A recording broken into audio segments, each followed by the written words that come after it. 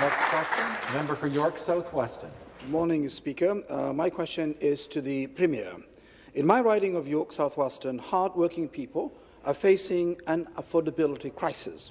Housing, renting and purchasing is continuing to be unaffordable, and people are being forced to leave the community they were raised in.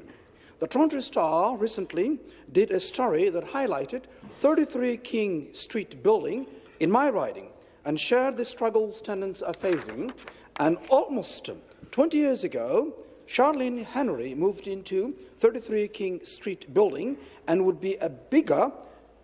like a bigger space, but feels stuck as rents have soared.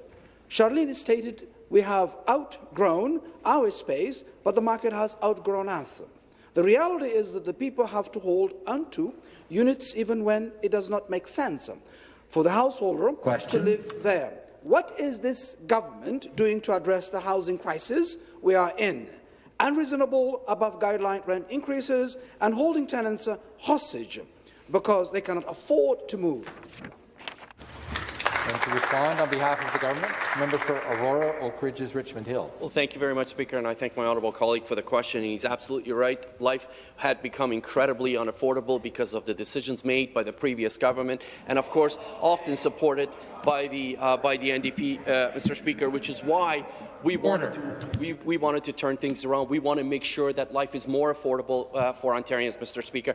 Part of that includes making sure that Ontarians, the jobs that were lost because of the previous government, Mr. Speaker, 300,000 manufacturing jobs were lost because of the decision from the previous government. As you heard last week, the Minister of Economic Development, Job Creation and Trade announced a $5 billion investment that's bringing more jobs, good-paying jobs, back in this province again, Mr. Speaker. In that, what we're going to do, we're going to make sure that the housing supply that was neglected by the previous government, we are increasing housing in all areas, Mr. Speaker. Last year, more housing starts were built in here in Ontario. We're going to make sure housing is built for everyone across Ontario, affordable for every Ontarian. Thank you. The supplementary question. Back to the Premier. 33 King Street building in York South Weston serves as a good example of what is wrong with this government's approach to housing. When tenants who had lived in the same apartment for more than a decade, their average rent increase was 28%. If the apartment changed hands, that average rise to an astonishing 73%. Above guideline rent increases for work done in improvements is another tool to make tenants vacate and raise rent substantially. I will end with, Speaker, with the word of 33 King Street tenant Sandy Bathy, who feels, and I quote, "I cannot afford to move and I cannot afford to stay." Will this government ban and eliminate above guideline rent increases and support real rent control today, Mr. Speaker?